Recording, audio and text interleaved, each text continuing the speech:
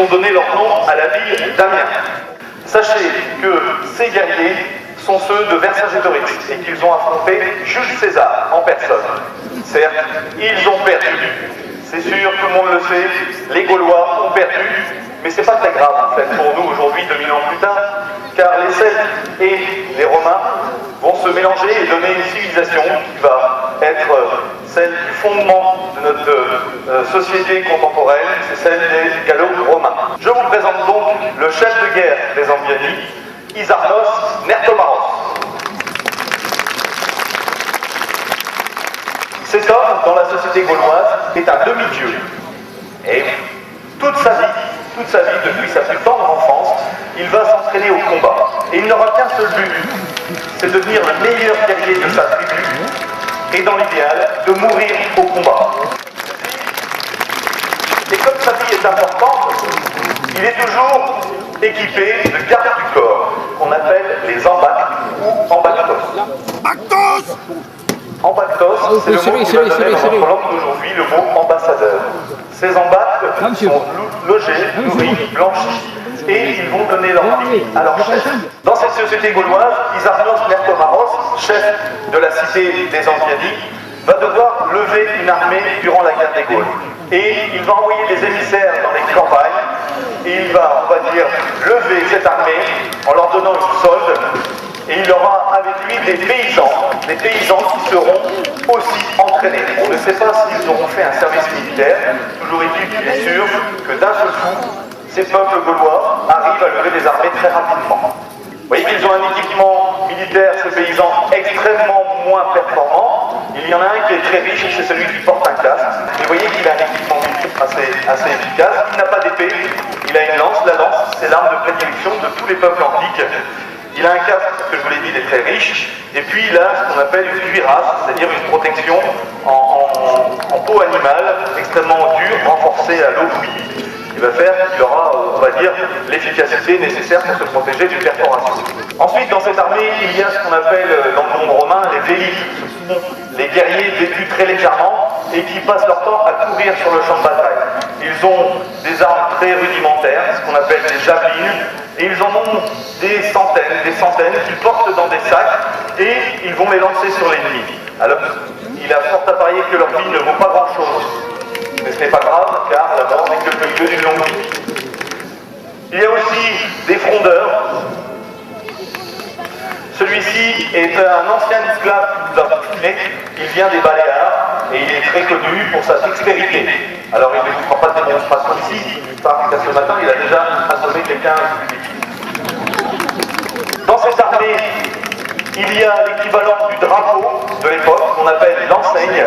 Si cette enseigne passe dans les mains de l'ennemi, cela veut dire qu'il est inutile de continuer à combattre. Les dieux ont décidé que la guerre était terminée. Alors bien sûr, le chef de guerre va développer un système où ses gardes du corps vont protéger cet homme.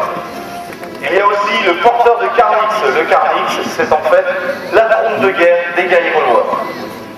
Celle-ci n'est pas une évocation, mais une fidèle reconstitution. C'est le Carnix qui a été trouvé à Mandeur, dans le Doubs, à côté de Montbéliard.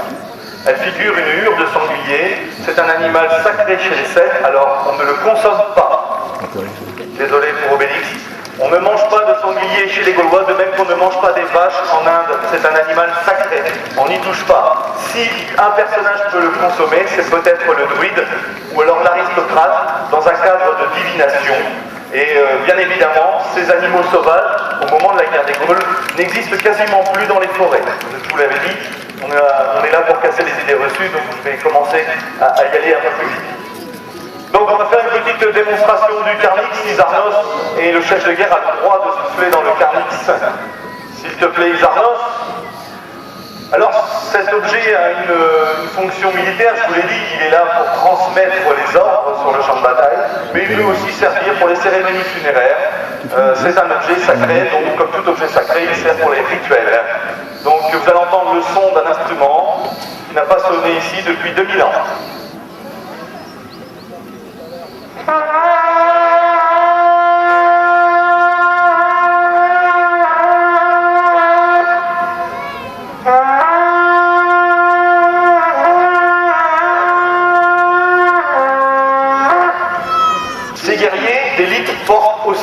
qu'on appelle des cottes de mailles.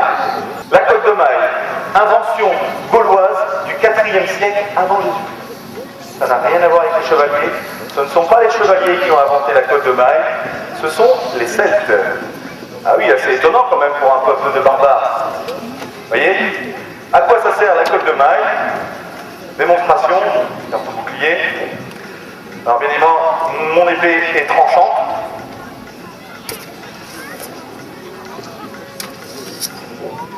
Et en estoc aussi, ça peut résister. Alors, je vous montre un peu d'abord l'efficacité du casque.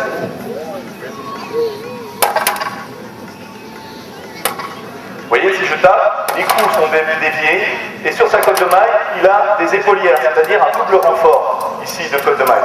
Donc on se demandait à quoi ça servait, c'est tout simple. Si vous arrivez à cheval et vous mettez un grand coup d'épée, vous voyez, ces épaulières vont empêcher que les clavicules cassent. Ensuite, il est parfaitement rond, donc si un projectile arrive, il va forcément être dévié.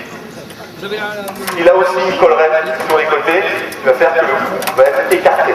Il a aussi sur les joues ce qu'on appelle des paragnathides, des couvre-joues, qui vont lui protéger le visage des coups sur les côtés. On peut l'applaudir. Merci. Le bouclier gaulois est plat et de forme oblongue.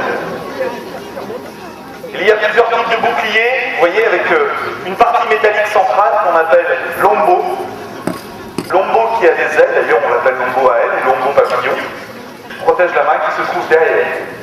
Un bouclier gaulois, selon nos expérimentations, fait au maximum entre 3,5 kg et 4,5 kg.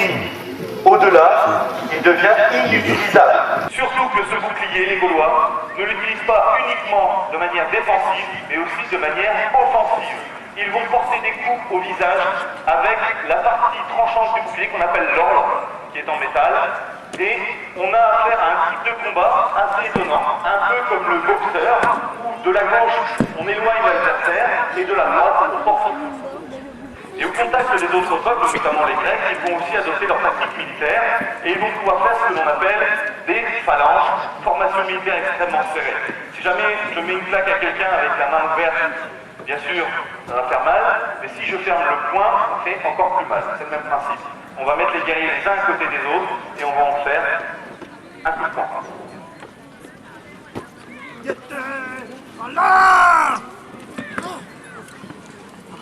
Ces guerriers qui se mettent en phalange, bien évidemment, ce n'est pas leur spécialité.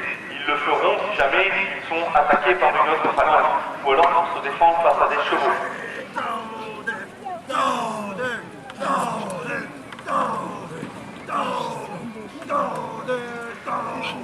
Les Romains et les Grecs ont souvent dit que les Gaulois sont indisciplinés. Nous sommes en train de vous montrer que c'est tout le contraire. Certes, ils ne sont pas aussi disciplinés que les Romains, mais ils ont leur propre discipline. Il y a une hiérarchie chez eux, vous l'avez vu, il y a un chef de guerre, il y a certainement des sous-officiers, et on ne peut de toute manière décemment pas déplacer des dizaines de milliers d'hommes en campagne sans un minimum d'organisation militaire et de discipline, car très vite, cette armée devient inefficace. C'est d'ailleurs ce qui s'est produit assez souvent durant la guerre des Gaules. On est vêtu légèrement.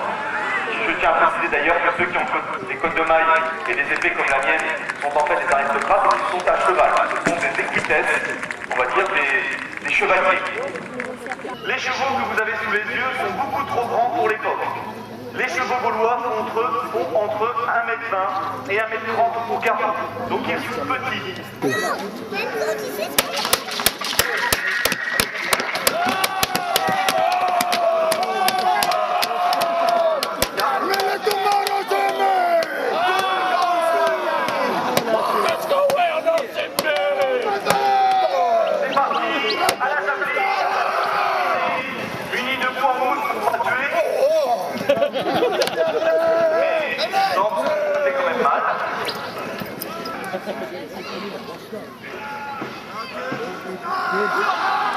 Il faut se pousser,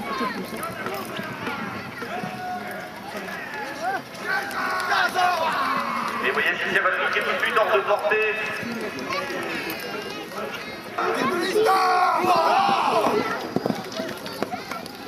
Et vous voyez, bien illustré notre guerrier.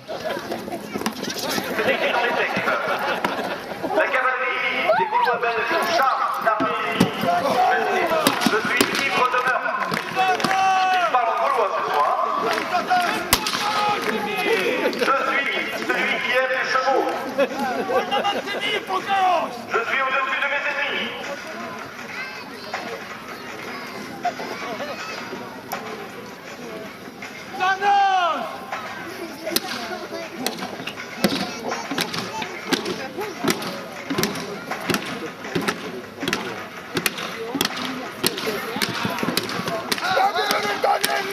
Après, je peux pas sortir.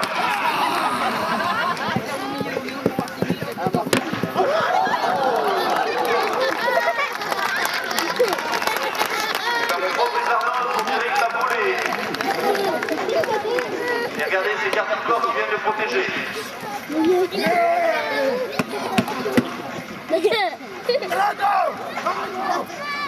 Rappel à l'ordre.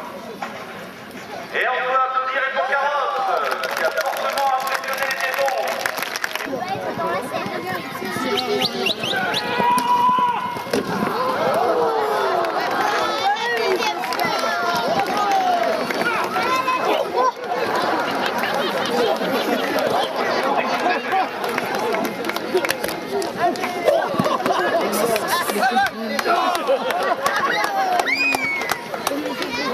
Et on peut les applaudir.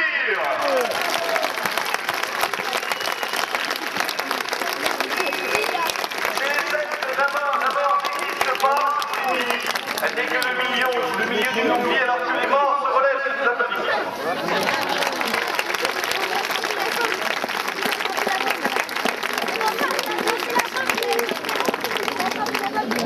Alors, je vous remercie beaucoup, c'était la fin de cette démonstration. Je vous demande d'applaudir chaleureusement les deux cavaliers.